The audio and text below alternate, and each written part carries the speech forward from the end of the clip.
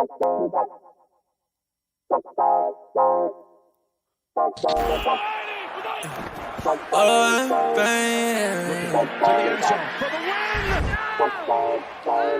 what the fuck? Whoa! Yeah.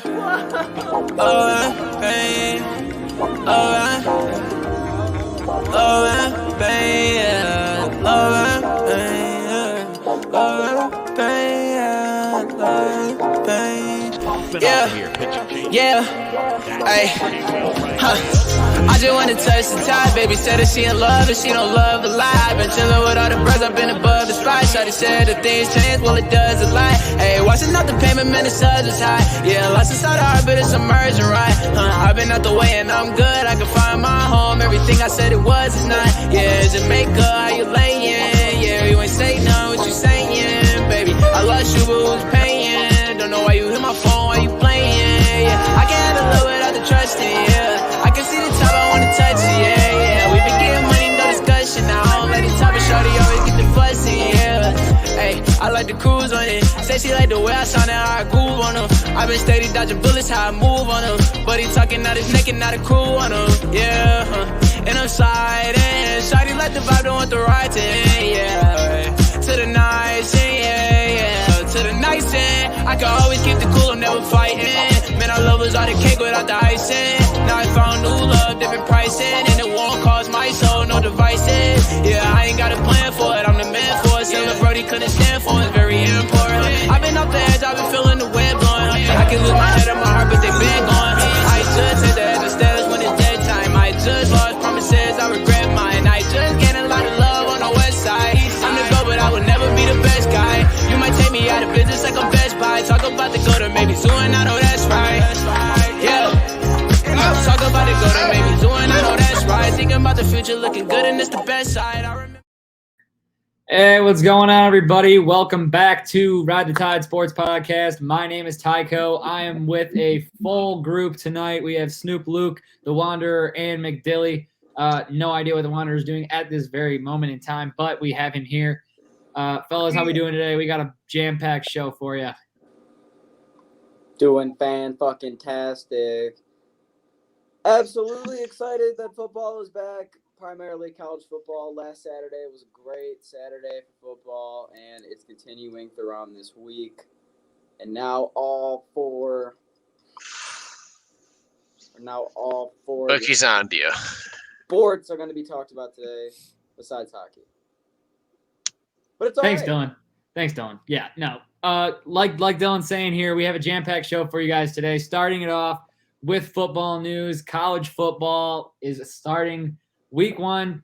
Really, I don't count week 0. I don't know if you guys count week 0. If you do, college football already started. Congratulations. Scott Frost fucked over so many of your fucking parlays. Congratulations. Betting is officially back. I'm glad that we got Nebraska money line out of the way. -500, whatever it was. Okay. First off, don't onside kick it when you're up by 11. Anyways, good job, Scott Frost. We have football to talk about. We have college picks to make. We'll get to that. We also, later in the show, have MLB news. Dylan's got a packed lineup of MLB news to run through. And once again, the Dodgers are the first team to 90 wins. It's literally every year. And then we have some little bit of NBA news with Spida Mitchell possibly creating some drama here. And then Russell and Pat Bev going side by side. Then we have some fight news, both boxing and UFC, with some Jake Paul and Anderson Silva talk. And then we have UFC Fight Night 209 to talk about and finish up the show with fantasy football draft grades. So, going to be an interesting show today. Definitely going to be interesting for sure. I mean, we'll get right into it, starting with football. College football is back. He's not on my team, and my name has changed because I'm playing the psychological game once again. My team name currently is Mitchell's Cheeks because he is. Mitchell's Cheeks. Well, for those of you that can't see the comments, for you last year. Got all the way to Fuller the over here saying, is that Henry? Oh, wait, you can't call that because he's not on your team. So it didn't work. Have you ever been to the Final Four, Luke? Yeah. Uh-oh. You have? Yeah, against Jesse. Oh. You don't remember the 0-6 playoff run year? Oh, Yeah. yeah. Started off 0-6. Talk to me with more respect in fantasy. I took my team I will talk to 0-6 you with to the respect playoffs. until you get a ship, and you don't have one. Bookie says that is a shitty team name, Dylan. Well, it's okay, because Bookie's going to get clapped by Jesse week 1, so. Oh, well, that is what Jesse's been saying, but I've heard other things on the opposite side, and until I see Jesse again, I'm going to keep him out. But with that being said, let's get into the football picks. I think it won't be like too big of a blowout. Barkley down the sideline. Saquon Barkley. You don't fuck with Aaron. Some teams, it doesn't matter. I think it's going to be a very mucky dub, and it's going to get ugly. They had the chance to lose themselves a game, probably. Diggs! Sideline! Touchdown! Unbelievable!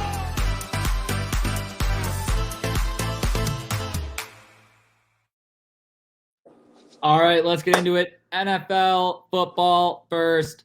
Starting with Baker Mayfield. Baker Mayfield had some choice words for the Browns. As you guys all know by now, Baker Mayfield won the starting job for the Carolina Panthers, will be starting week 1 against the Cleveland Browns, his former team, who will not have their starting quarterback, not the one they want at least, behind the helm. What did Baker Mayfield have to say to his former team going into week 1 here? I'm going to fuck them up. Yes, sir. Quote on quote. Start of quote, I'm going to fuck them up, end quote. That's how he said he feels going into week 1.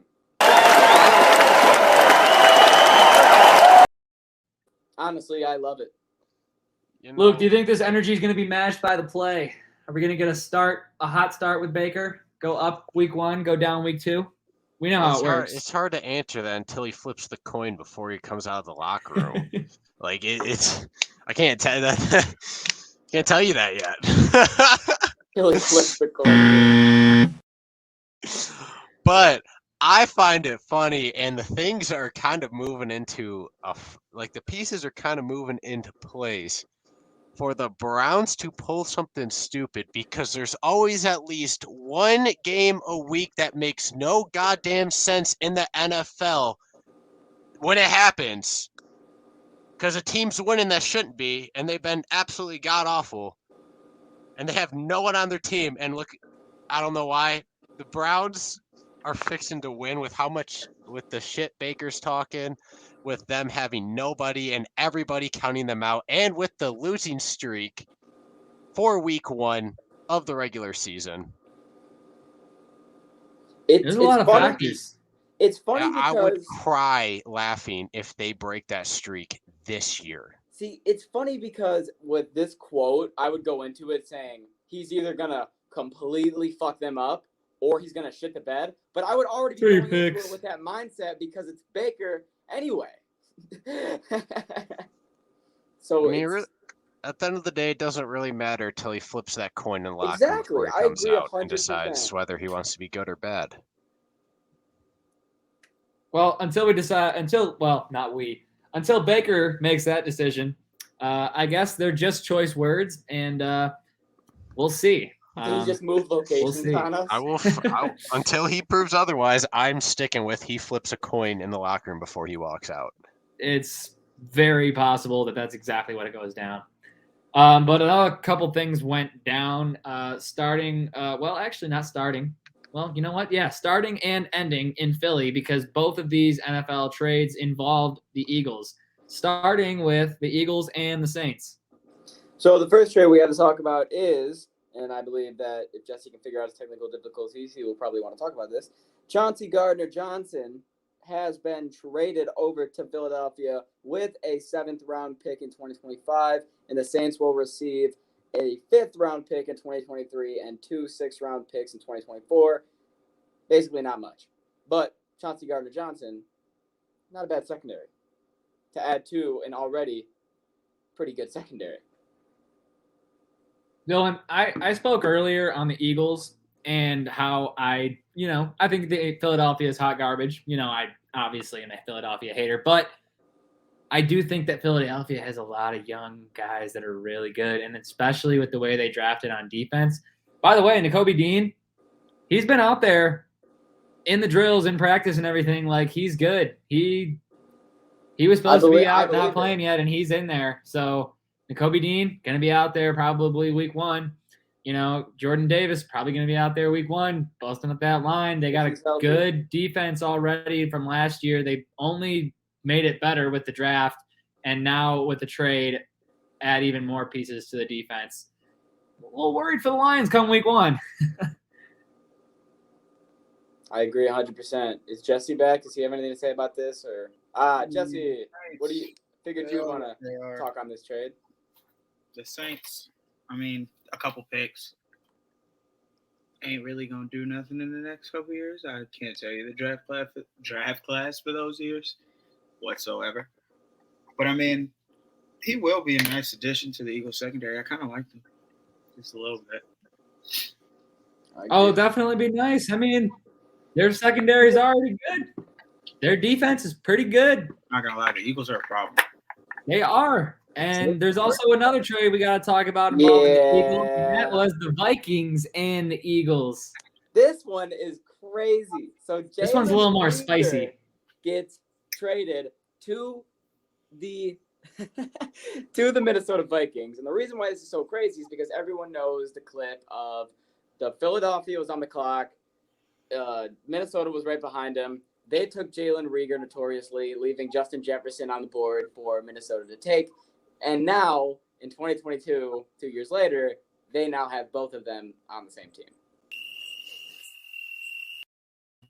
Who wants to go first? Jesse? You know, man, they didn't, like, he'll be useful in the offense, but, like, can't catch. He's just another body out there. KJ Osborne might get more, like, plays than him. I wouldn't be surprised. And they traded him for nothing, just some late round picks. Yeah, just some late round picks, just a bag of Funyuns here and there, you know. But I think that's hilarious because I want to see the first interaction between those two. Like, hey man, remember the last time I saw you? Same night, back to back. You're the reason I've been going crazy. They put me in Philly. I don't know what. Thanks, bro. Happened. Appreciate you, bro. Love you. Long time. Thanks, fam. But no, I mean, I think this is good for them. Obviously, the Eagles general manager is hard at work. He knows what he wants. Eagles are trying to win now with what they have, and that's one way to go for it. They got a young man. Jalen. We do, but the Lions have the youngest roster in the NFL, so it's ought to be interesting. Okay, next up we have Mr. Sauce himself, Sauce Gardner, in his NFL transition. This was the man that no one would throw to in college because, well, he was too good. And so basically coming into the NFL, everyone was like, well, how's Sauce Gardner going to transition from college to the NFL? You know, he didn't let up any touchdowns in college. You know, what's he going to do in the NFL? What has he done so far in the NFL? Well, he didn't allow a single catch during the preseason. No, he didn't allow a single catch. Matter of fact, he wasn't targeted once in 3 games. They said, why even fucking try it? And his coverage, if you look at the film, because there was clips on Twitter, everyone was locked. Well, good pick, Jets. So Sauce is going to be a dangerous problem. And I think the Jets are going to win me some money this year. They're going to be a team that wins more games than they should. Money. They're going to cover some spreads that they shouldn't cover, and they're going to win some games that they because they got Joe the Pro Flacco back there, and he's going to be and all these young gun rookie guys. Joe the Pro's going crazy. But Sauce Gardner in the NFL, so far so good. But I think that honestly, probably not getting the throws in preseason. Granted, the coverage was good.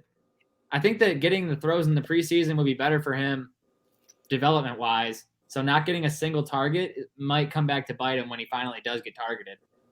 Hey, the good thing is it's not like he was getting burned. We'll see what happens. But I think that the live reps in game, getting the targets, at least 1 or 2 would have been huge. But and on top of that, I believe Luke just reminded us the other day, doesn't he have his own sauce he's coming out with? Like, Does he have his own sauce? sauce? Yeah, with I B-Dubs. don't remember. With B-Dubs? Yeah. NIL, man. Getting the Even in the reps, NFL. but getting the reps, like especially the throws to him, is absolutely huge in the development wise. But like at the same time, you can't If really help. Your clamps, I guess. You can't help it if no one's trying to throw at him. Like I mean, They're not open. You're not going to. Nobody threw to AJ Terrell in the preseason. Look at him now. He's like 2 years, 3 years in the league, and he got the number 3 best stats for man coverage. Yeah. It might just be that. Sauce Gardner. I think he's going to go Hopefully you crazy. can keep him in New York. New York, the Jets are building something. The Jets have a nice Hold on. side. Like they got Sauce right here, and then Marcus May above him. That's a nice one too. But they're still the Other side, and then what's in the middle? They are still the Jets. They still need a couple more years, but we'll figure it out. Is that how people look at us? Like, even though we're like the youngest core in the league, look at us. People are like, but they're still flying. No, they go. Yes. when Exactly. have they? There's never been anything else, Dylan. Yeah. Where did this You've been come alive from? on God's green earth for 18 years now, living in Detroit, being a Lions fan, and you've just come to this realization that that's how everyone else views you. Yes, Dylan, that is how it's viewed. We're all alone, aren't we? How are you just realizing this? Yes. Yes, Because we of the are. fact we don't have a young quarterback. Yes, we are alone. All the teams in our situations have someone where they're like, Fuck you, this Bookie. is the You future. probably said it the most out of anyone I've ever met in my life. Well, he's the person that you've spoken to the most Oh, I that hate it, is 'cause a his fan team's of a always team that isn't the good. Lions. You've known him your entire life. He's a West Houston kid living in Michigan. We got to move on because sidetrack. God damn it, Chiefs it's not fair. cut Josh Gordon. We were talking about him when we were talking about possible cuts on previous podcast, and the Chiefs have cut Josh Gordon. He continues his adventure through the NFL Gonna and get picked up. suspensions and yada yada. Josh Gordon. Baltimore. Do we see him going to Baltimore? I was gonna say yes. I think that he should go to Baltimore. I'm not relying on Devin Duvernay. Get him to Baltimore, bro. What about Jesse? How about the man that drafted Lamar Jackson in the fantasy football draft? What do you think? Do you think Josh Gordon should go play with Lamar Jackson? I wouldn't mind. I want them to send Odell a shot and see if he wants to respond, but otherwise, yeah, I'm cool with Gordon. Odell's going to Buffalo. No one knows where he's going. It's all speculation. I promise. He's going to go to Buffalo. Why Buffalo? Because I've seen too many things on Twitter. Unless Von Miller is the ultimate troll, he's going to Buffalo. He's sending photos of, oh, we got a locker ready for you. He said, I'll be on the way. Then a couple days later, he's posting on his Instagram, posting a photo of Odell, posting emojis saying moves are happening. Then a couple days later, he's posting another photo of Odell with a smiley emoji saying, y'all aren't ready. Either he's a troll or Odell's going to Buffalo. He's Okay? trying his hardest. He's recruiting. That's how I'm looking at it. And no one else has said anything about Odell in the media. So it's all I have to go off of. So call me a mark. I don't really give a fuck, but Look, I mean, if what you're saying is true, here's all I have to say. I picked the Rams to win the Super Bowl last year, and then a man named Odell Beckham Jr. joined the team, and then they did exactly that. So I did just pick the Bills. yes, we did. It would only line up perfectly if Odell Beckham Jr. then inserted himself onto the roster, joined the team, and they won the Super Bowl. That's my opinion. Which works for me because I got Josh Allen in fantasy, so I'm chilling with that. All right. I mean, that's cool. Yeah, I know that's fine. But I think definitely Josh Gordon will get picked up on another team as well as Odell. All right. How many of you were able to watch episode 4 of Hard Knocks? Perfect. Anybody not watch it? I watched. We're together. All right, for sure. Episode 4 of Hard Knocks. Is it Episode just me, 5 or have we no. kind of lost interest? Because I've slightly lost interest in the fact that they're showing all the players that I already know have been cut. It's making it hard. Episode 5 is gonna suck, Oh, bro. man, When what see can- people I don't know getting if I'm cut, gonna watch episode 5 as It's deeply gonna as I've watched the other suck. ones. I already know what's going down. So Well, yeah, but I mean, what can they really do about that? release the episodes a week earlier. The only thing I'm happy They're about. a week behind. No, think about it. The only thing I'll be happy about is seeing Gerard Davis go in there, have him be told, your ass is cut, Rodrigo's taking the spot, he leaves, Rodrigo comes in, and then they're like, guess what, buddy, you're starting week 1. And he's like, fuck yeah. So there might be some good shit. Yes. But I don't know. Like, the appeal is not there as much for me personally. Look, here's how I look at it. I've seen all I need to see with Dan Campbell and the coaches. You're going to have to go through this because it's part of the preseason process. It's essentially the end of the preseason process. Is get your people for the regular season.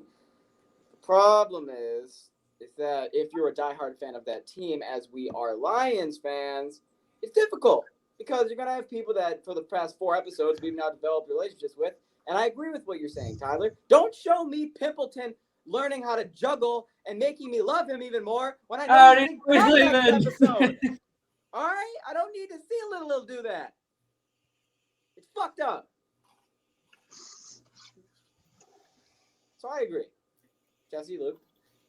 I can't. I'm happy. I can't wait for the 5th episode. Wrap it up. Then 4 days later, watch Thursday Night Football. So, good one. Yeah. I mean, I like to see it because, I mean, yeah, showing some guys who've already been cut that we know, but at the same time, we're getting to see some people who we know haven't been cut get to play. And we get to see their tape a little bit in the training camps. Yeah, notice how Tom Kennedy, like people like him that are like good, have not been showed any off the field, but only like when they're producing in the preseason games because, well, they know they're getting cut. And honestly, there's nothing you can really say about him because we're already pissed off by the fact that he's getting cut. Also, they could do more of that. I mean, here's the thing though, like, we didn't need why are you pissed off that he's getting cut? Everyone that the Lions cut, not a single one of them got picked up by another team. Not a single one got picked up by another team. You know what that says? Not good things. Your spot, and I don't think anybody offensively did that more than Tom Kennedy. Okay. Congratulations.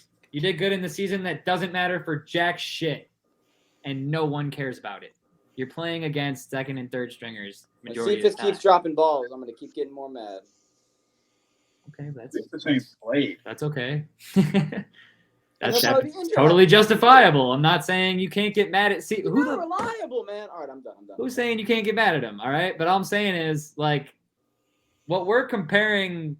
Oh, these guys got cut, but we still have these guys. If none of our guys are getting picked up by any other team in the league, are they really that good?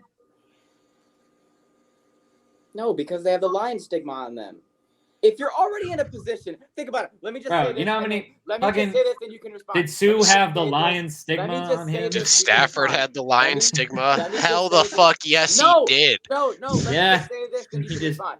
If you are a player that is in a situation where you're in an iffy spotlight, where they're already like, I'm not sure if I rely on you, and then you're already coming off the Lions, that is going to fucking decline your position of getting picked up more than it is going to incline. True or false?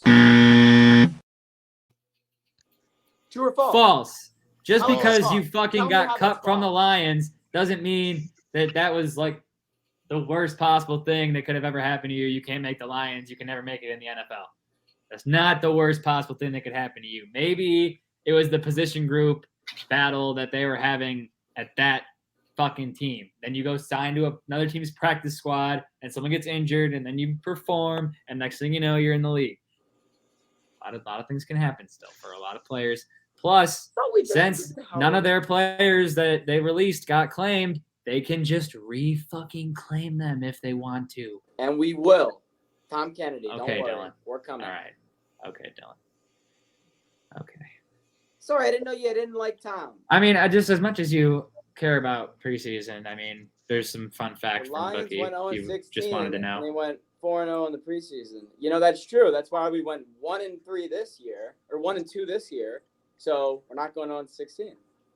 Yeah, that's what I'm thinking. Exactly. Thanks, Bookie. Okay.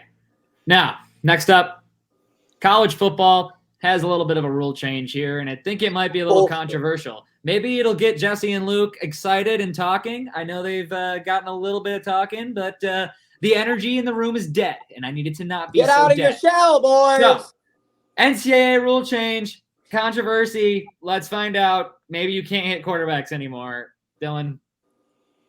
The NCAA has just changed the rules to hitting the quarterback, and essentially, here's what you need to know. You cannot hit a quarterback in the pocket unless it's a halfback option or a quarterback option. That's cat. If you check all of the rules, I swear to God on everything I'm saying, Jesse, I'm going to find the official rules that were posted right here. Bada bing, bada boom. Here they are. A defenseless player is one who is because their physical position and focus of concentration is especially vulnerable to injury. When in question, a player is defenseless. Examples of defenseless players include a player in the act or throwing a pass. This includes a player that is in a passing posture and focusing downward. Therefore, if a player is throwing a ball in any way, shape, or form as they are being hit, that will be a flag. So, roughing the passer calls are going to be going insane, and good luck trying to sack a quarterback this year in college. You can't. How are they supposed to get sack stats? How exactly. Know somebody can get to the quarterback if they're not really hitting them just because they get pressure? Figure out how many roughing the passer flags they have at the end of the year. How many times did you get flagged for roughing the passer? 15? You're pretty fucking good. How do I know my quarterback can evade pressure if he can't get cracked? How many times did he get a 15-yard flag? There's gonna be. How many games did you win with 200 yards of flag offense? That's how you know if your quarterback can't evade pressure because he's trying to throw, but he's getting these roughing the passer calls. They might as well just change the rule to the refs just blow the whistle dead as soon as someone gets within 5 yards of the quarterback. No one will watch football. No, because then we wouldn't watch it. That's as soon as he snaps out of the shotgun. You know what or you couldn't go under the gun. Serious. FanDuel should make a prop bet. Don't freak out, Luke. Don't bug. They have don't get upset. Alabama getting 7 roughing the passers over. Over under 7.5 roughing. Exactly. That will be the new thing. No, not sacks. You can bet on roughing the passer calls. Place, or is this being conversated on? No, this is the new rule change, and people are pissed. That's why you don't do drugs, kids. It's taking effect this season. It is taking effect. Should be this season. I don't see why they would say that right before college football starts. 2022-2023 season. Oh, all right. Well, and guess you're going to see the. Essentially, how can you tackle him? I don't understand how you can get a sack. Yada, yada, yada. Essentially, we're playing raps. So. Yeah. So, thanks. I'm confused. I hope somebody gets smacked. We don't know. Fuller saying flags are going to be flying all over the field this year. Yes, Fuller. Flag, flag, flag. Yellow everywhere. That's exactly what we're going to be seeing. And I think it's going to be a little ridiculous. But let's talk about something else that's absolutely ridiculous, in my opinion. The Michigan quarterback situation. So, let's see where the opinions differ here, because there's probably going to be some differing opinions. Now, in my personal opinion, I think Cade McNamara gave Michigan fans exactly what they wanted for the last, almost 2 decades. All you wanted was a Big Ten title. He gave that to you. You almost had an undefeated season. He almost gave that to you. Well, actually, he did give that to you, but J.J. McCarthy fumbled it away. I think there's a clear and obvious cut choice for starting quarterback, and no reason to have this battle, so to speak. I think it's Cade McNamara all the way, and J.J. McCarthy should be playing football at a different school right now. But that's just me. Obviously, I know that Michigan wants to keep both these quarterbacks, but I don't know. I feel like JJ's killing his own career. Well, that's my take. It's because JJ was supposed to already be a fucking superstar by now and already passed Cade McNamara. Like he's not supposed to be where he's at right now, and he is. Well, McCarthy's starting game 1. And it's just fucking the entire situation over. Or my Because bad. in Well, I mean, reality, he was supposed to take He over is the from better McNamara, athlete. and that's what Michigan's been wanting. But he has not been reaching the levels to do that. So McNamara's just been taking over the situation, but they're still trying to force him. And they just need to fucking stop. Well, Luke, how do you feel about what Jim Harbaugh's doing week 1 and week 2? He's starting Cade McNamara week 1, and then he's starting J.J. McCarthy week 2 against Hawaii, and then he said week 3, that's when he'll name who the starting quarterback is. I mean, they should be starting quarterback Cade McNamara, but I don't care if they play J.J. if on some shit against some shitty teams, because I know they got some shitty teams on their schedule. That's So it. it's like, I mean, some of those games, it's like, Well, they have a yeah, preseason you really- this year. no. Michigan schedule based on who they scheduled. They gave themselves a 4-game, basically a three-game preseason this year because they're playing dog water their first 3 games. Well, they gave themselves a 6-1 last year, so. Well, I think. Well, I mean, they're if playing it's Hawaii. If it's a preseason situation, I mean, I mean, they that's they gonna gave be- themselves a preseason by that's scheduling gonna- the worst college football teams out there. I mean, yeah. So It's maybe they knew they were gonna have to do this. I don't know.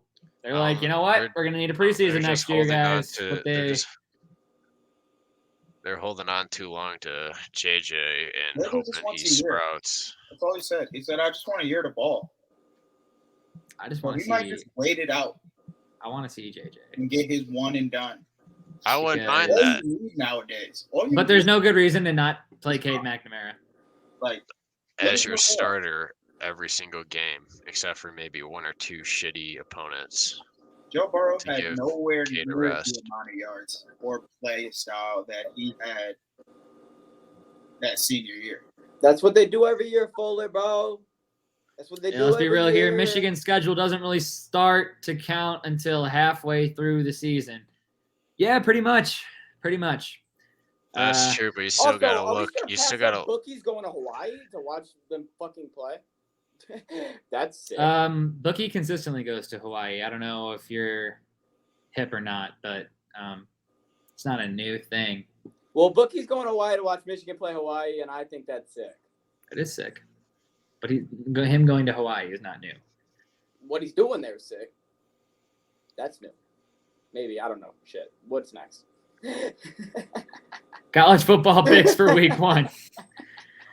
So we've completely scrapped midweek shenanigans and weekend best bets because that was just a filler to wait until football began, and now it is go time. So college football picks week 1. So there's going to be a lot of picks for week 1. The records are going to be probably really wild after this. But with that being said, let's get right into it with the picks. So I have some banners here to the odds right now via FanDuel Sportsbook. So we're going to use those odds and we're going to get into it. Let me start her off. Dylan, you want to go first? Just give me 3 picks out of these 5 games. All right. 3? I thought we were just doing one and dones. Oh, we're going 3. Nope. balls? You give me 3 of them. Give me 3 picks All right, then. because I need it. All right. Here's what I need it in my. my life. All right, fine. Then here's what Starting with Thursday. Here's the slate on Thursday for those of you that So may need to get caught up. I'm gonna start off with the upset. This was my original first pick that I was gonna take. One and done.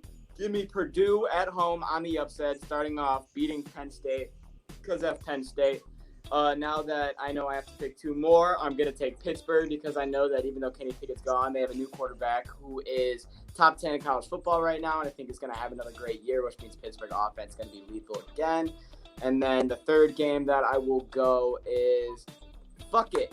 Give me Colorado on the upset plus 13.5 because Colorado always puts up big numbers. Those are my picks. Definitely looking at a juicy over under 55.5 there. I'm going to slide it over to myself. I'm going to go next here. I'm going to also be taking Purdue money line plus 150. I'm going to ride that. Purdue is looking like they're hot on the upset chart this week. Penn State, I don't know if you guys got it. Purdue, it's a blackout. It's a play on the Penn State whiteout thing. They're having a blackout at Penn State. They're going to have, Silky Pete out there with the freaky ass motherfucking head on, scaring the shit out of everybody. I'm going to take Purdue plus 150 on the money line there. Then I'm going to travel down. I'm going to go to CMU plus 22.5. The line originally came out at 20. They've since moved it up to 22.5. The money is on Oklahoma State here. I'm going to go with CMU plus 22.5. Then go down to Friday. I'm going to flip it completely. Western Michigan is in a rebuild right now. I'm going to take Michigan State, who is probably, with the loss of Kenneth Walker, going to be throwing the ball a lot more this year. I'm taking Michigan State on a Friday night with Western Michigan having a redshirt freshman quarterback at Western. He's going to get cooked in his first ever game Friday night under the lights in front of 80,000 people. Good luck, my guy. Michigan State minus 23.5. I'll eat that up. Don't sleep on that Wisconsin transfer. He's going to go crazy in the backfield for MSU. Don't sleep. And all their problems at Michigan State last year were on the defense. And you know what Mel did? He dove into the portal, and he got some motherfucking defensive boys, let me tell you. Neither one of the two linebackers that they had starting last season will be starting this year for Michigan State. They got two other new players in the secondary and a new safety, and they completely subbed out that front seven. It's going to be interesting. I can't wait to see what Michigan State's got. Jesse, what do you got? You know, I'm going to be – I noticed nobody really tapped into some over-unders. No, not really. Not really. It's all you. Fair game. So I'm going to take that TCU Colorado over 55.5. I think that's going to be a dog-ass shootout of simply scoring 0 defense, maybe 5 defense out of 100. Then we're going to go with I like the Purdue money line. I do like that. That's upset alert, Jesse. Ride it. Yeah, we're gonna ride Purdue. Yes, sir. Upset. Then gonna get a little creative, a little different. I'm gonna take the plus 7.5 for Western Virginia. Have you seen their secondary this year? Yep. But I don't know. Pittsburgh lost their best receiver and their starting quarterback. I'll be interested to see how they both to the NFL. Yeah. West Virginia's secondary is dog shit. All right, we got one guy left. We got 3 picks left. Luke, what do we have for college Thursday and Friday night? What are you taking? Well, I will be taking Pittsburgh spread of minus 7.5. Penn State spread of minus 3.5. Why? Is it because we're all on Purdue, or is there football analysis here? A lot of football analysis. Fade the public. Fade in the public, sure. Let's just go with that. I'm gonna need more out of you next podcast. Then let's keep it at like that 22 minus 22.5 Oklahoma State. Man, it's just eating my picks up right now, spitting them out. Well, that's college football, baby. College football is here. College football picks for week 1. There they are. There you have it. That's what we have for you. So, with that being said, we move on in the program to MLB news. Jesse and Dylan, take it. Ba-da-ba-ba. We are loaded for the MLB update today, so I absolutely love that. Question is, where are we starting? Judge cranking that 51st homer. Honestly, we're going to start wherever Tyler takes us. Aaron Judge, record-breaking pace. He hit number 49 and number 48, 49. We talked, he was heating up. Boom, he had number 50 the other night. Then the next night, he had 51. He's not stopping. He's going crazy. And I'm not going to lie, I almost made him player of the week, but I just want to say, player of the week took me 45 minutes in my fucking bed last night because, Jesus, so many players have been doing good, but it was so difficult. So, people are starting to go crazy at the back half of the year is what I'm reading from that because they realize it's go time.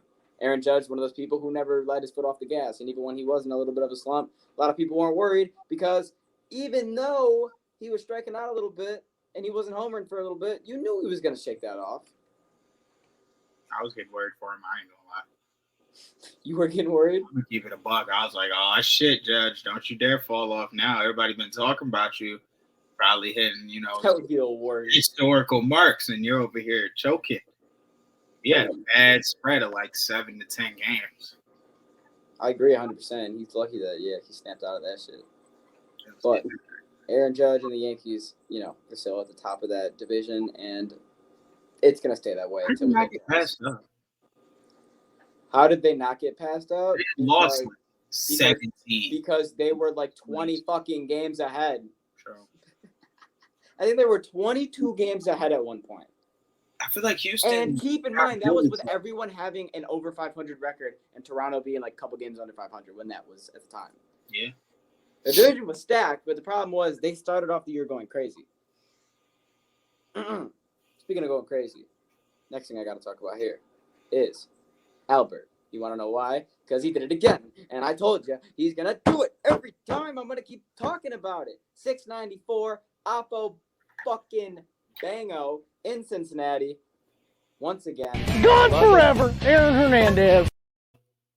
Once again, I love that he's doing this, but also he broke another record, which the most pitchers that he's hit a homer off of in MLB history. He's now broken the record with 450 different pitchers. He's hit Gone forever, Aaron Hernandez. Just past Barry Bonds. The man is a tank. So this nigga has 7. This nigga's got 6. 450 different pitchers he's homered off of. And he has 694 home runs. Love to see it. 15 are repeats. There's not a lot of repeats at all. But another thing that we got to talk about, and we love to see, is Ichiro. He finally gets inducted. And I only say finally because they were talking about doing it last year, but then they probably wanted to do it with fans, which honestly makes sense because wouldn't have been as special. Same kind of situation with the Willie Horton thing in Detroit. They got Ichiro retired in the Mariners Hall of Fame, as he should be. I think that he is a Hall of Famer for sure. I think that the best thing that I love about Ichiro is I think he's one of the smartest players to ever play the game. I think that his baseball IQ is just unbelievably high, and that's why a big portion of when he left, he didn't go back to Japan, and he stayed with the Mariners as a coach because they know how fucking smart he is in the game of baseball. So, big shout out to Ichiro. Oh, yeah. We love Ichiro. But another thing we got to talk about, I'm not a big Astros guy, and everyone knows that, but I will say one thing, and I got to make this known. I love their rotation. I've loved it all year, and I've been like a secret lover of it, and I don't want to admit it, but I just have to admit it because Justin Verlander, Valdez, what everybody's doing in that rotation has been good. But this might absolutely blow your mind when I read you this stat, if I can fucking find it in my notes right here.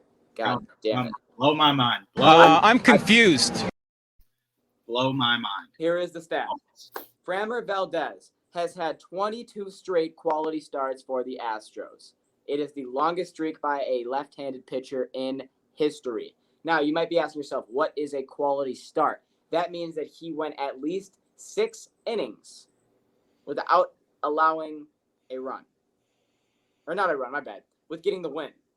If he goes over 6 quality starts and he leaves and he gets the win or a no decision, as long as it's not a loss. Over 6 innings and gets a win, it's a quality start. Correct. And he They went have to get the win. he went 22 starts in a row.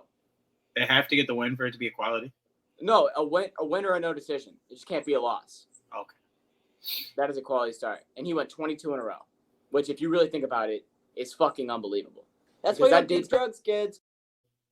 It dates back from last year into this year, and honestly, it's unbelievable if you really think about it. Yeah, that's a lot of innings. Also, I saw something the other day that I'm pretty sure he started off the game throwing like 24 straight strikes to start the game, and I was like, what the fuck? So, I'm just saying, man, something to look out for. But next thing I got is a little bit of history that got announced, and that is the Mexico series is returning in 2023. And it's with two teams. God bless you 2 times. It's with 2 teams that I believe that people actually want to watch. And that's the San Francisco Giants and the San Diego Padres. You make it a division rival. God bless you 3 times. You make it a division rival. Last time that they went to Mexico, it was the San Diego Padres playing the Dodgers. They just swapped out the Dodgers for no fucking way he sneezes again. That's why you don't do drugs, kids. It left and I'm so pissed. I was like, there's no fucking way he sneezes again, bro. Okay. They just swapped out the Dodgers and replaced the Giants. I think the people in Mexico will be happy to see it. I'll be happy to watch. Jesse? It'll be good. It's nice to have something that's, out of the norm. I like it. When they go to London, when they go to Mexico, when they go to these new places, I enjoy it. When they actually play baseball games and not do that little home run derby celebrity shit they did earlier this year. That was so stupid. But next piece of news that we have in the MLB is the Dodgers are the first to 90 wins. Is anyone fucking surprised? No, we're not surprised. I feel like I want to say we've been doing this podcast. Well, this is the second baseball year, and I'm always talking about Dodgers. First to this, first to this, first to this, every fucking year. And every time it's hard. But when you look at it, they've been 45-10 since June 30th. So, like, they've just been playing amazing baseball. Their last 55 games, they've won 45 of them. Sheesh. Dave Roberts told all of us they're winning the World Series. And right now, they have the best odds to do it. Yeah. Yeah, that's what I'm thinking. Not just figuratively, but, like, literally on FanDuel. They have the best fucking odds for the World Series. It's been all year. At least they're stacked from 1 to 8 every night. And Kershaw, by the way, for those of you wondering, he's on his way back. So that's just great. But next thing I got is something that I think that you will quite enjoy. Now, on the Jumbotron during games, you will see messages. And you will see, the special messages. You might see proposals, birthday wishes. You know what I mean, Jesse? Like that. So at the Brewers game the other day, the wish that they saw was Mark. He got friend zoned. And it says, Mark, your friendship means the world to me. Let's not wreck it. That was the personal message put on the board. Mark got friend zoned in front of everybody. So Yelich said they were down in the 8th inning, and the dugout looked up, saw this, and said, let's win this one for Mark. We got you, man. What did the Brewers do? Comeback W, walk-off rally, and they did it for Mark. I think it's a great story. No, great story, but fuck that bitch. No, fuck that bitch, bro. You have the audacity to friend zone man's on the Jumbotron? Like, you got his number. Mark, your friendship means the world to me. Let's not wreck it. You're a bitch. What situation were you in where you were like, I can't tell him. I have to put it on the Jumbotron. Like, was she next to him? And she's like, I don't want to be here. She's like, I don't know what to do. I don't know how to tell him. Aren't you going to that Brewers game tonight? Who the fuck is that guy? Perfect way. But anyways, I think it's a great rally story, and I think that's a perfect way to fucking rally a team for Mark, and they got a W. So definitely. Hey, look, sometimes you got to take one for the team. That guy took one for the entire team and the entire city. So if you see that guy at the bar, buy that motherfucker a beer because he did everyone a favor. And you know what? Screw her because you're better off, You got a spot in the Brewers organization, I think. You'll be good, man. No bullshit. You'll be fine. Don't worry about it. But coming up next, we have UFC with Scoop Luke. I'm talking in guap, now I'm speaking it fluent. When I hit the road, I won't leave till I do it. Acting out of hand, I'm like, be what you doing. We started off good, can't believe that we ruined it, yeah. I tried to fix with a sewing kid, yeah. I tried to fix it, you know I did, yeah. I tried to fix it, you know I did, yeah.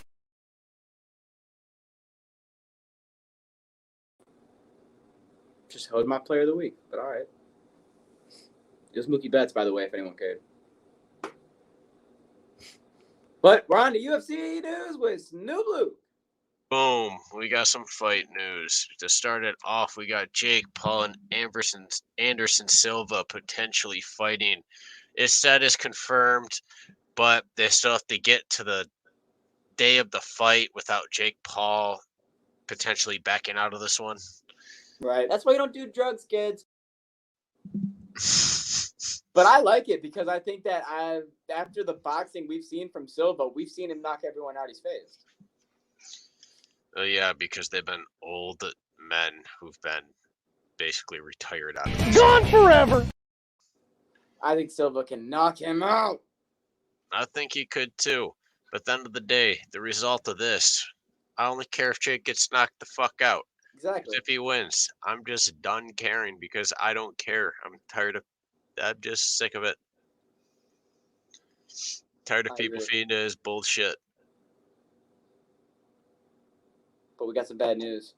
Because Sean Strickland pulls out of the fight with Jared Kenyer. This is supposed to be a banger, but in reality, this kind of saves him because he can't go from getting fucking knocked his lights shut out brutally to getting his lights shut out brutally again in his next fight. But he had an infection in his finger. It got worse.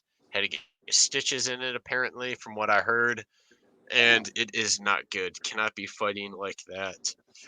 Honestly, I saw a comment. Someone's like, from another UFC fighter, forgot the name of it. It was surprised Sean isn't trying to cut off his finger so he can still fight. That is some shit Sean would do, bro. He'd be like, "Can we just numb it? I don't need to feel it, bro. I don't." What if we just cut it off? Do I really? Yeah, that's what I'm thinking. Do I really need the finger? I just need the nub. I don't think you really need the finger if you can still. Which finger? You know what finger it is? No, but as long as you don't plan on grappling. If it's your shit. Now that I think about it, okay, maybe your index, but like every other finger, you kind of need to throw a punch. You just need your knuckle nub. Who the fuck is that guy? Just need that little knuckle nub. Just cut the rest off. Fuck it. Yeah. But anyways, we're getting into UFC Fight Night 209 because for the co-main, we have Robert Whittaker taking on Marvin Vittori, which I'm excited because maybe we'll see Marvin Vittori do something exciting in a fight for once. But maybe not, because Robert Whittaker is going to take him out swiftly and fucking brutally. Here's how I look at it, Luke. I'm gonna put it two ways. I think Whittaker is gonna piece him up and win, or I think Vittori's gonna play that wrestling bullshit and win by decision. You know, I think either way, Whittaker comes out on top. I think he has a game plan put together for this little schmuck. I'm going to take the first scenario, though. I'm going to take Whittaker piecing him up. Listen, like Marvin, he went to decision with Izzy, but at the same time, when it comes down to it, Izzy usually fights more like a bitch to save his belt in the tougher fights when it's a bad matchup for him. Which, I mean, you got to do what you got to do to keep the belt. But at the same time, that's still fighting like a little bit of a bitch. Not going to lie. Yeah. But still love you, Izzy. But Marvin, I mean, that guy just doesn't really do a whole lot except for just hug you and just try and get small points. I don't know. Marvin is the reason people like Tyler don't watch people like him fight. Basically, that sums it up pretty well. But moving on to the co-main, because we have an absolute banger. Because Cyril Gane is trying to come back in a big fashion, and Tuivasa is trying to still spring up huge. I mean, these two, Gane's trying to make a comeback. Tuivasa's trying to spring up further. They're going to be throwing. This one's going to be interesting as fuck because I know Gane is slick with his striking. He is one of the best, and Tuivasa is going to be striking with him. But if Tuivasa lands his shot, his fucking raps, this was going to be – I'm going to need to think about this one a lot more. All right, here's what I got. I got Cyril Gane originally. I was looking at it, and I was like, okay. I think that he is the best moving heavyweight because he's not big and slow, and he's quick as fuck, and his striking is really good, and his wrestling is really good. And I'm like, okay. But I'm not. I've looked at it, okay? The last 4 fights Ty's had, I've backed him every one, and he's just continued to win and continued to make me happy and knocking people out. I can't stop now. In Australia, bro, I have to I ride agree. Ty. I mean, in France, I know that he's going to be the one that's going into the other crowd. I'm taking Ty. Give me Ty by KO. I mean, that's true, but no one. I mean, yeah, he faced Derek Lewis, and all he's had to worry about is that one-shot power. But with Gain, that's a whole different story because gonna he's be a slick, he's banger. fast.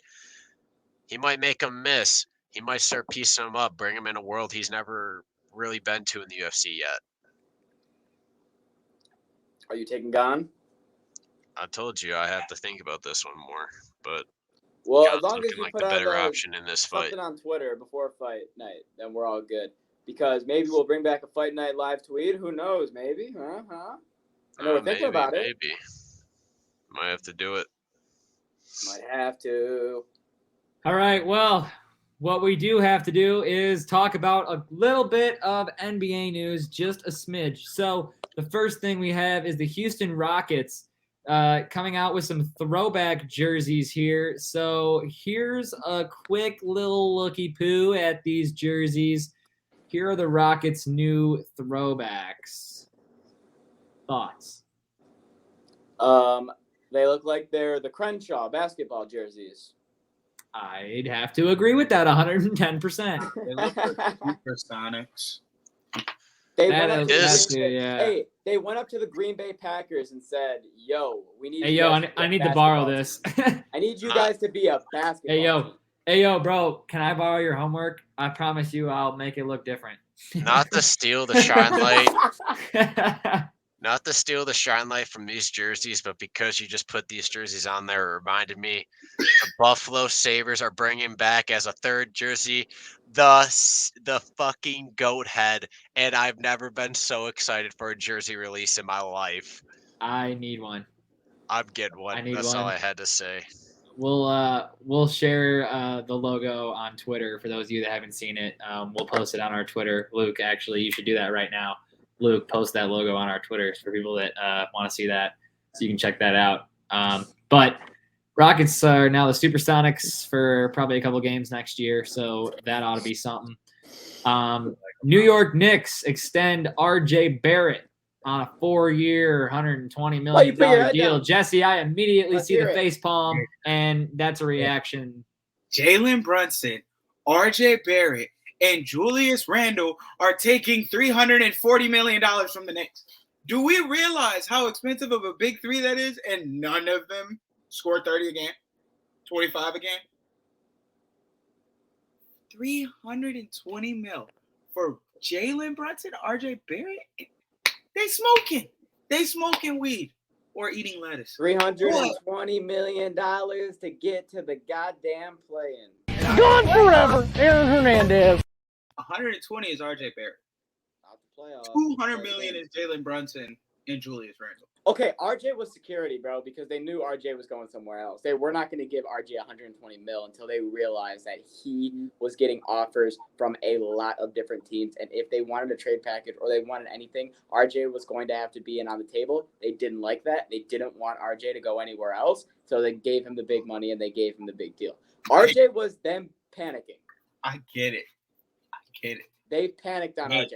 Jalen Brunson, I can't give you a reason, okay?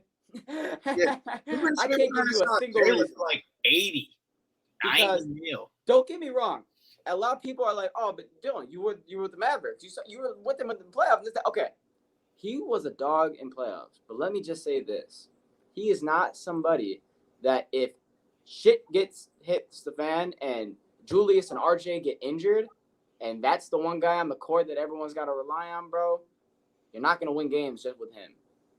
That all three of them got to be healthy on the damn court, and then there's still a fucking play-in team.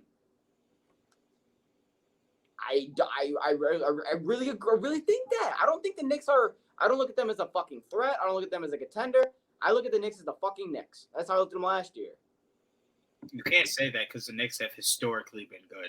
The Knicks have historically been good. I just And said they last are year. historically I said how I going looked to at get them better. But Spida Mitchell, could he possibly be on the move? He's someone that hasn't been able to win with his duo with Rudy Gobert. He clearly can't do it by himself. He might be going elsewhere. He has taken the Utah Jazz out of his social media bios. Obviously, this doesn't mean he's leaving because it did not mean Kyler Murray was leaving. But Kyler Murray then had a fat contract, so that could have had a lot to do with it. But at the same time, Spider Mitchell could be on the move. What do we think here?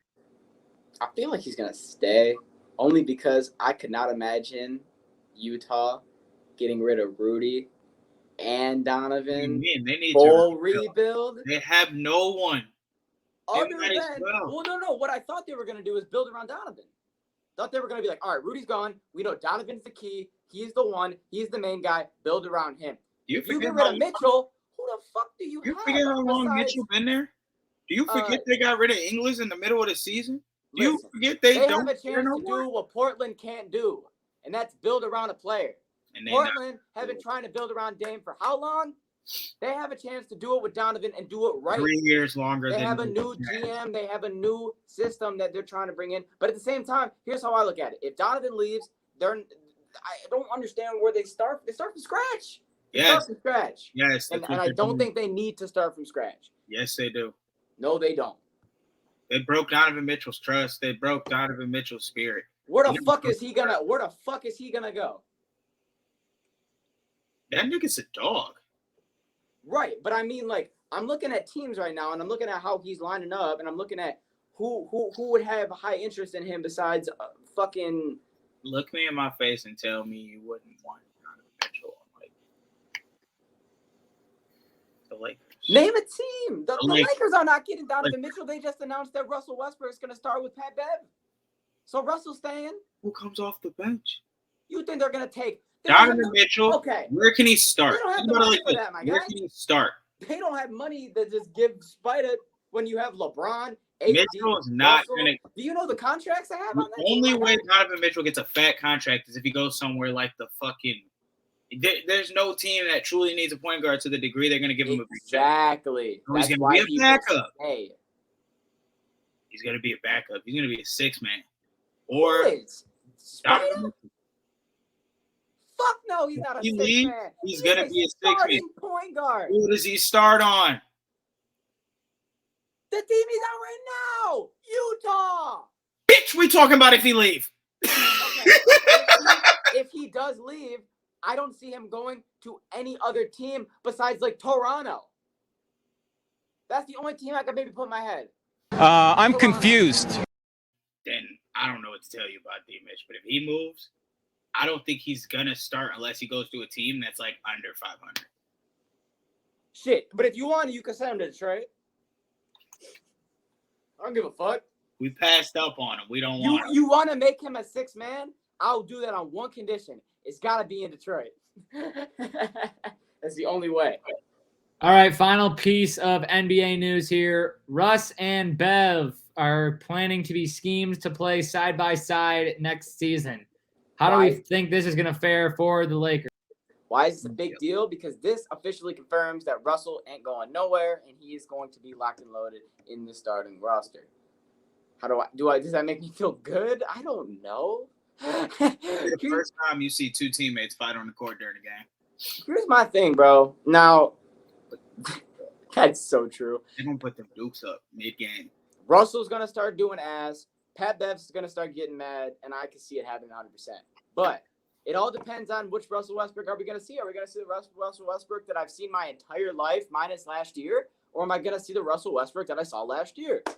And I'm going to be honest. I think there's a higher chance of it being the Russell Westbrook I saw my entire life. Because if he does do what he does last year, or even close to it, because I think it's very hard to do as bad as he did last year, it's just sad for everyone in the basketball community because we now realize that Russell Westbrook is now no longer at all what he used to be. Not saying he is what he was, but when he was in the Washington, I expected that to be kind of what he did in Lakers. More rebounding, more assists, and then just consistent point scoring. But all he really did was rebound, and it wasn't that consistent. So yeah, he lost all his consistencies. So that's what he's got to get back. And, I mean, shit, it's only a matter of time. NBA season's right around the corner until we find out if that happens. How do I feel about the Lakers going into this year? I just want to say this. I like them too, though. I feel good, but I don't feel great because I still feel like you got to talk to me, hey, after the first fucking 10 games and tell me who's injured and who's healthy. Fuck you at All-Star break. No, I don't want to, because the only thing that would be making me happy is that they made LeBron captain again. I'm talking about that halfway mark through the season, what it looked like. Yeah, that's true, though. But I believe that is all we have. That is all we have, but that's not all we have for today's podcast. We have one more segment we are doing on today's podcast. I'm going to cue the funky jazz music for it because it's about to get interesting. So here's what's about to go down. I am going to share my screen, and I'm going to throw up every single person's team from the Ride the Tide Sports Podcast football draft. Now, if your team is on the screen, you will not be creating your own team. But everyone else will grade your team, and we as a group will grade everyone else's teams for those of them that are not in the podcast on how we think they drafted. So, with that being said, let's get into it.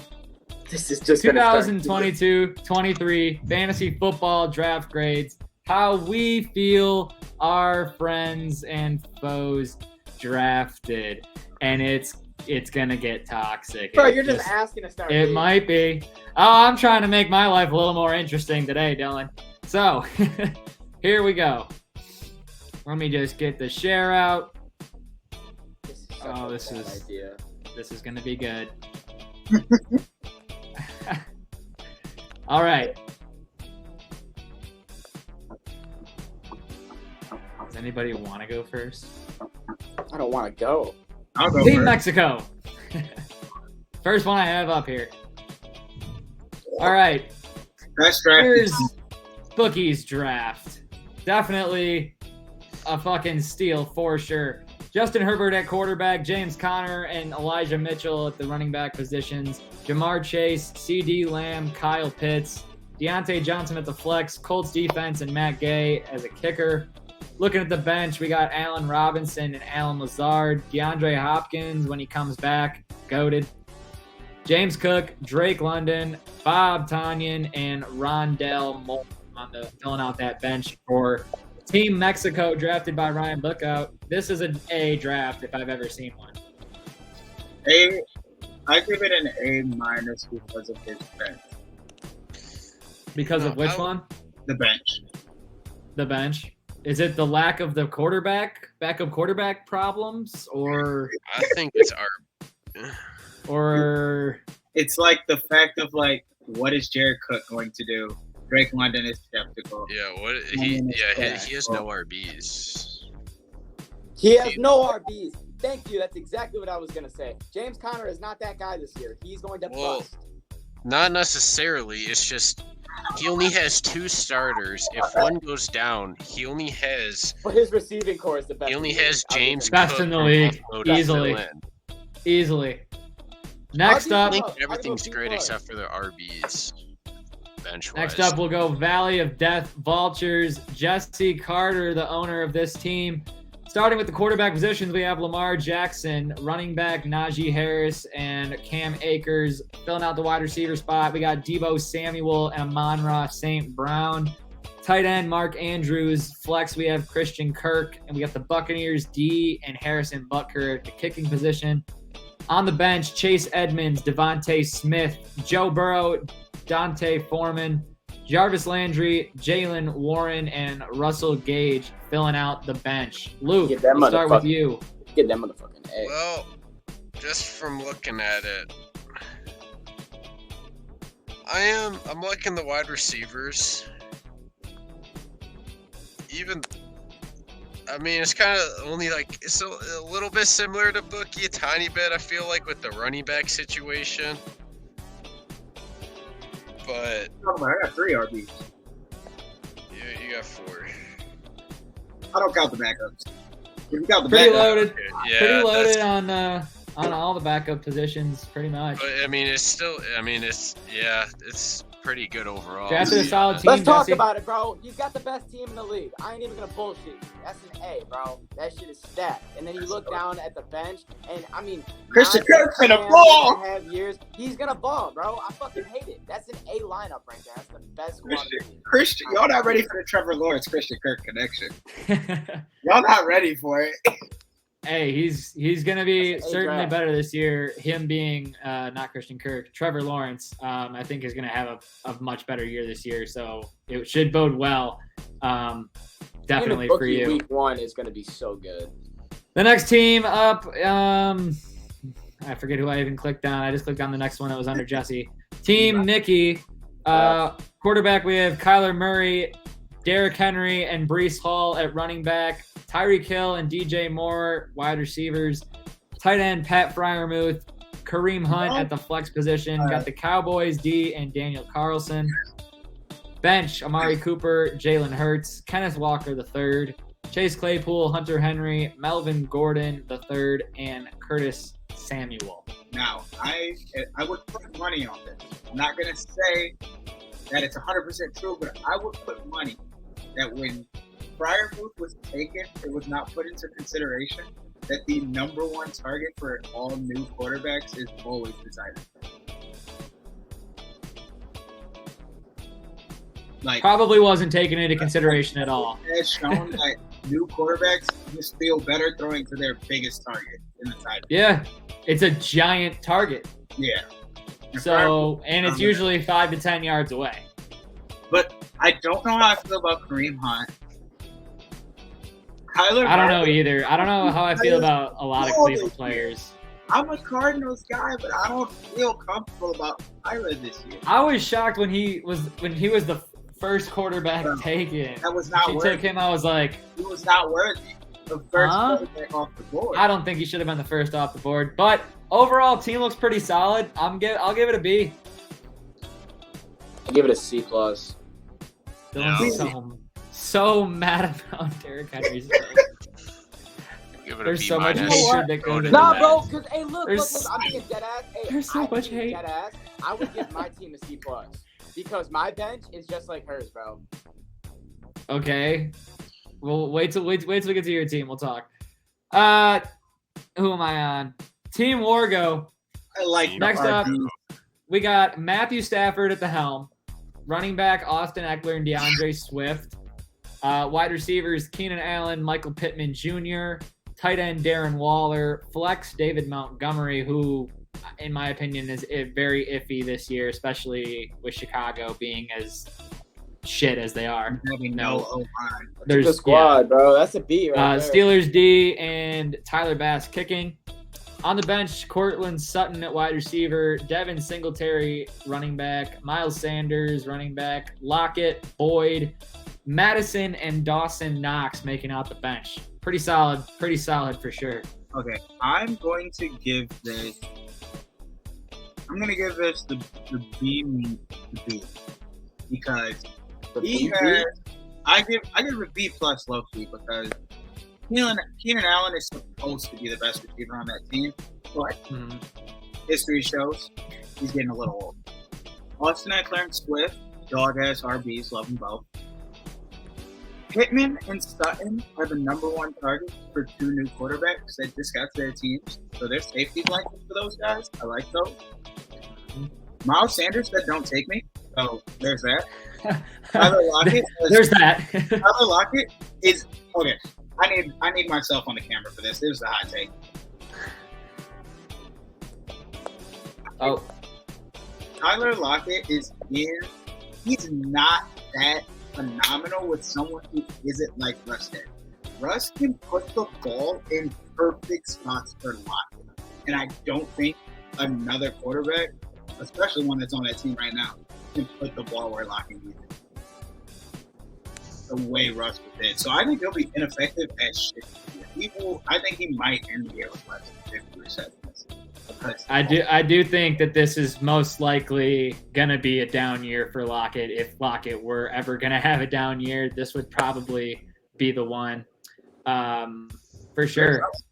Overall, I can agree with the B for sure for Travis. I think that, DeAndre Swift is a good pick, barring injury. He's been battling injury the last couple years, but that's, every pick. But he's more likely than others to be injury prone the last couple of years. And Keenan Allen, like you said, kind of not, he's wide receiver 1, but is he wide receiver 1 still? We'll find out. It's iffy. We'll see who. How do you like that combo with RB1 and wide receiver 1 being on the same team? That too. I had that last year. Actually, I had this exact combination. I had the Eckler and Allen combination, and I won 3 games, I think, last year. So maybe a B-. Let's see. Next up. Team Dacey, not to be confused with Captain Barkneys, which is Luke. This is Mitchell. This is Luke's brother. Starting quarterback, Trey Lance, and just to be clear here, is the only quarterback on his roster. So Trey Lance is the man, and that immediately brings me to like a C+, B- range. Just saying. I got it. With no backup quarterback. But then we got Christian McCaffrey, who will play maybe the first 4 weeks. We'll see what happens. Then we got Javonte Williams. Hold on. Let me get through it, and then you can fire it. Yeah. Javonte Williams on running back, Jalen Waddle, Brandon Cooks, George Kittle, Saquon Barkley at running back in the flex spot. So he's got, honestly, 2 guys at running back that may or may not be out the rest of the year by the time week 3 or 4 hits. Chargers defense, Robbie Gould at kicker, Gabe Davis, Rashad Bateman, Tony Pollard, Robert Woods, Damian Pierce, and George Pickens on the bench. I'm going to go with C+ overall. It has a little to do with the bench and a lot to do with Trey Lance and these 2 running backs that are very injury-prone. I'll give them a C+ to a potentially B+. Because that is the biggest boomer bust team, especially injury-prone wise, I have seen. He's relying on McCaffrey and Barkley. If they stay healthy, he's going to do so much fucking damage. But if they keep up with their past history, it's going to bite them in the ass. Can we all agree that if McCaffrey stays healthy a whole season, he will probably be RB1? Oh, 100%. Oh, yeah, absolutely. That's what I'm saying. That just doesn't happen. That's why that's an anomaly. He started his first 3 seasons not missing a game. Then his next 3 seasons. Then he took on, oh, wait, I'm a running back. I get injured a lot. He was perfect for first 3, and now it's just been lethal. Yeah. It was just too good to be true fantasy-wise. Did everyone give their grades out here? Did we get all the grades out for that team? Dylan? C-. All right, for sure. Next up, Luke Dacey's team, Captain Barkneys is what it was called. I don't know if it's Captain Russ Daddy now. Captain Russ Daddy, starting off with starting quarterback Russell Wilson, running backs Aaron Jones and Leonard Fournette, wide receiver Justin Jefferson and A.J. Brown, tight end Dalton Schultz, flex Travis Etienne, Bills defense and Brandon McManus at the kicking position. On the bench, A.J. Dillon and Juju Smith-Schuster, Brandon Ayuk, Jacoby Myers, Irv Smith Jr., Kadarius Toney, and James Robinson. Jesse. Luke. This is Luke's team. I knew Justin Jefferson wasn't going to go to the 2nd round, but I was like, bruh, why he got to take him this early? Why he do me like this? I wanted to look at him a little longer on the because if he could come to me at 13. I wanted to look at him a little longer. I was like, did he fall? Did he fall? Well, we take running backs in the 1st round here. Cup or JJ, whoever fell to me, I was snagging. I was like, no, switch. Keep the RBs. Come on, guys. Yeah, I give you a B. Hey, I give you a B, Luke. I think this is a good team. I'm just not too happy about the RB full situation, but I'm not mad about it. I mean, you had to go JJ. I get it. I like your squad, Luke. Are you just upset when it's like Aaron Jones and AJ Dillon both aren't playing? So you got. I mean, I can work around Robinson the bye weeks. It's just 1 week makes Wait, it did he tough take on the bye James week. Robinson? and Travis Etienne and Aaron Jones and A.J. Dillon? Yeah, I had no choice. If you looked at the options, I You said had. both pairs? What was I Yeah, gonna you do? did. Take? Was I gonna do? I didn't take even some catch that. nut? I wasn't even gonna. Bye. Oh wow. Yeah, I didn't catch that. If you looked at the RB options, I'll give you a B I minus. had to take him. Just because of that situation you ran into. That is tough though, but as long as you come I- up around the bye, you'll be all right. I should be able to. It's gonna be Yeah, tough, I but every coming into that, I did not want to take him. But with the RBs at hand, and I needed another RB with everyone I drafted already, he was the only option. So I was like, it's just gonna be the backup then for my other fucking RB then. For sure. And I'm gonna have to All right. work my way around the waiver wire through the season until I get to that point. But We'll see what happens when we get to it. It's going to be a good fantasy season this year. Next up, Mitchell's Cheeks, also known as Dylan's team. Team McGilly here. Josh Allen at the quarterback. Jonathan Taylor, second overall pick. Running back. J.K. Dobbins. Terry McLaurin at the wide receiver with Chris Godwin. Travis Kelce as a tight end. I can't wait to see what Kansas City is this year. I cannot wait. I'm not going to lie. Hunter Renfrow at the flex. Packers D. And Justin Tucker at the kicking position. Fuck you, Justin Tucker. I hate you still. Darnell Mooney, Damian Harris, and Elijah Moore starting off the bench. Also, Kirk Cousins, Dylan. Who will be replaced? Everyone by needs a Kirk Cousins. Jameis Winston. Traylon Burks and Garrett Wilson and McCole Hardman make out the rest of the bench. Overall here, a lot of big names when it comes to the starting lineup, when it comes to these two, especially Josh Allen, Jonathan Taylor, and Travis Kelce. I'd say the only place you're not extremely strong might be wide receiver.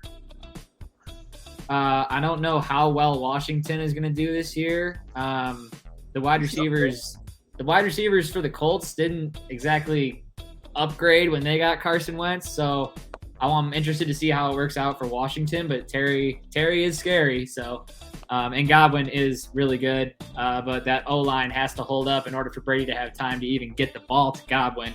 But other than that, I mean, Traylon Burks could pop off and be, wide receiver 2 by week 3. So I don't know. And Garrett Wilson from the Jets, honestly, could be a good choice if he becomes Joe Flacco's new favorite. So I think you drafted a good team. Thank you. I don't like your wide receiver room. That's the only thing I had a concern with. But that's because I Mooney, that O-line can't hold like Renfro's not a guarantee either, But I do really. I like him though. Yeah. I really like Renfro for fantasy purposes because Devontae can't get the ball all the time. Derek Carr loves throwing that bitch. I think only having Dobbins and Harris as your other RBs besides your RB1 kind of knocks it down a tiny bit for me. But overall, just having Damian Harris as the one sub running back. Yeah, we don't even know if J.K. is going to play week 1, and if he doesn't play week 1, he's probably not going to play week 2. Yeah, and he was. There was a video on Twitter earlier today of J.K. Dobbins limping after doing a blocking drill. Yeah, honestly. Yeah. All right, we got 2 left. Nobody gave me then a mine. grade. Oh, I gave you a B-. Yeah, I gave you. I I think I gave you a B- too B-. because of the wide receiver room. All right, That was it. Yeah.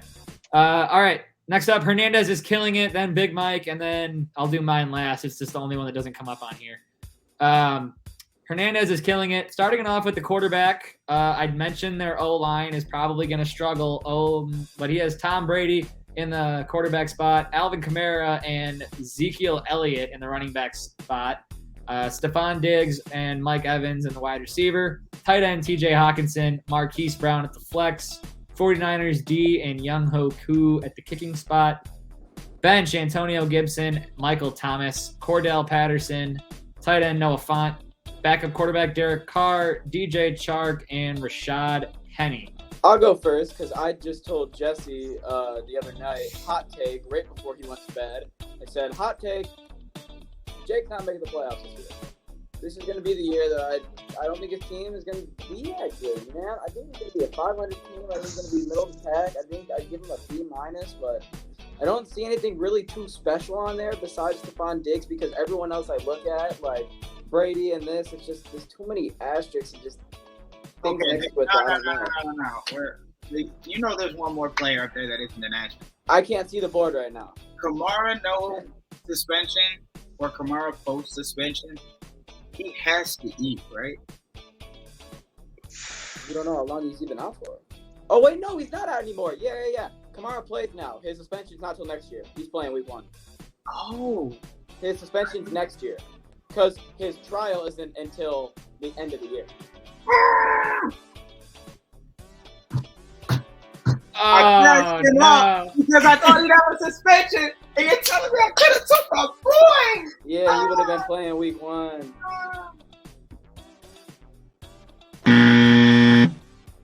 I played fantasy for 5 years. This is the 5th year I've done it, and I've had Kamara every year. All right, done it. Let's get back into it. Next up, we have Big Mike. Jake, I'll give you a C+. See, I think it seems. Okay, starting at the quarterback position, we have Patrick Mahomes, running backs Dalvin Cook and Clyde Edwards-Helaire, wide receivers Devontae Adams and T. Higgins, tight end Dallas Goedert, flex DK Metcalf, Saints D and Evan McPherson kicking. On the bench, we have Aaron Rodgers, Ramondre Stevenson, Cole Kmet, Chris Olave, Michael Carter, Naheem Hines, and Jahan Dotson. I think right off the rip, I can give Mike a B+. Yeah. I'm giving him a B. I'd give him a B+ with a sneaky A- potential. Yeah, the fact that he got Mahomes and Rodgers is hilarious. Yeah, I feel like he's gonna end up screwing himself by playing the wrong one each week. That's what I feel. Last week, he did that shit last year when he got Stafford and Brady. He never knew who to play. I give him a B- because I don't like what's his name. I don't know how effective DK Metcalf's going to truly be. We've seen. We don't know what Seattle's going to be. We don't know, but Philadelphia likes their run game, and even though Goddard had some good games last year, with the addition of AJ Brown, I don't see Goddard being useful week to week. The running back room, Dalvin Cook, we know what he does when he's healthy, but they also changed their offense to throw the ball a lot. So Dalvin Cook's not going to get it as much as he used to. Clyde Edwards-Helaire, I don't have faith in him. I've never had faith in Clyde Edwards-Helaire, man. His length is mid. He has a C+. He has a C+. All right, on to you, Tycho. Oh, I was like, I already gave mine. No, I meant you're the last one. Yeah. You're the last team. Yeah, let me go. I figured out what you meant. Come on. All right. Last up is me. Who wants to read it? I got you. At the QB position, we got Dak Prescott. Running backs, Joe Mixon and Nick Chubb. Wide receiver room, Cooper Kupp, Mike Williams, Jerry Jeudy, Adam Thielen. Tight end, we got Mike Gesicki. Flex, Josh Jacobs. Defense, Ravens, kicker, the oldie but goodie, Matt Prater, who might have to kick a lot in Arizona. Backup QB, we got Tua. We got Jamal Williams, the spirited running back. And Sky Moore with Kansas City, because Kansas City, who they're going to throw to this year. All right, hit me with some grades, boys. All right, I'm going to be honest, Tyler. I'm going to give you a B- because of one reason, and that is because I don't know what Mike Williams and fucking Josh Jacobs are going to do. That's the only reason. I'm looking down at your bench a little. Can you scroll down? Scroll down, please. Yeah. If I look down at your bench, it makes up for it because I like Jeudy and Ertz. So, if shit had to go bad, you had flex opportunity. Thielen, I don't know. For sure. Tua, he's a question mark. And then Jamal, we all want him to do good, but who knows what he'll do. Jamal's energy takes me further than I should. I would have picked him too. I don't blame him. But the Mike Williams explanation is I had Keenan Allen last year, and Mike Williams always got the fucking ball. So you know. No. Yeah. Mike Williams is a better choice than Keenan Allen this year. He gets the points, bro. Jesse has a lot of crazy, weird fantasy stats. But hit me. The best wide receiver age has been 27. 27-year-olds have the most wide receiver 1 victories in fantasy, and Mike Williams turned 27 this year. Oh, look at that. All right, I'm feeling decent. Even better than I did before. So Old Cooper Kupp. Was Cooper Kupp just 27? Yes. Cooper Kupp last year? I think Cooper Kupp was 27 last year, and Diggs was Hey Siri. 2 years ago. How old is Cooper Kupp?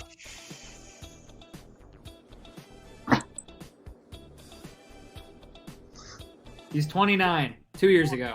It's a decent squad, my He's brother. the unicorn. Did anyone else give me a grade? Luke, did you give me a grade? I'll give you a B+. Got a good balance. I of give you depth. a B Jesse? because Hour and a half. Joe Mixon, he is very useful, but that offense is so throw-driven. It's questionable game to game. I need him to get that rock over that goal line. He runs. He's been running weird spots in training camp and in practices and in scrimmages and preseason. They've been switching him into a lot of different receiver routes, like blocking, and not many like standard tight end routes. Hey, I'll take the rack though. I'll take the catches. If that's how we're gonna run it this year, I'll take it. And that wraps it up, folks. 2022-23 fantasy football draft grades. I can't wait for someone to see it and get angry about it. But until that happens, we're all good in the hood. And so who was best drafted? Who was worst drafted? My God, Oh. I am exhausted. I don't care. Go ahead. I don't remember. Oh, actually, I do. Jesse was did best Bookie get number one? No, Jesse was highest drafted, and fucking Mitchell was lowest drafted. So that was how we just scored it. Yes. Okay. Just got the highest grade. Mitchell. We will revisit that Mitchell's is halfway low, through but the dude, year his and could see boom to be so how fucking that high. how that shapes up. He's got boomer bust. It's the biggest boomer I'll bust rewatch in the it league, and it's insane. I'll rank them based on what we said. And That's why I'm having a figure difficulty that with out. Mitchell's because I can't But decide. it's been an hour and a half. I'm finishing up this podcast, regardless of what we're doing with Mitchell's team. Thanks for watching, everybody. We'll see you guys on Saturday.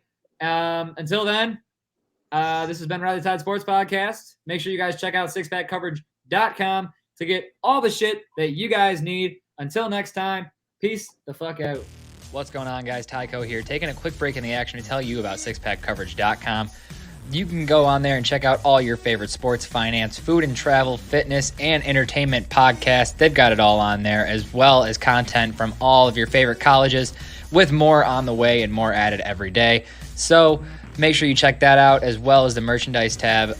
Be sure to get all of your six-pack coverage gear at the merch tab there with the hats, flags, all that good stuff.